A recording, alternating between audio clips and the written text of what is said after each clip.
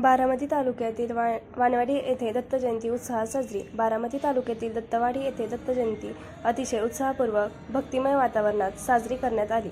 यावेळी हरिभक्त पारायण दत्तात्रय महाराज फरांदे यांचे श्रुश्राव्य असे कीर्तन झालं, तर सकाळी दत्त महाराजांच्या प्रतिमेचे पालखीतून हरिनामाचा गजर करत मिरवणूक काढण्यात आली होती।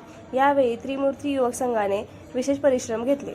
प्रतिनिधी प्रीतम भोसले, महाराष्ट्र न्यूज 11, सोमेश्वर नगर।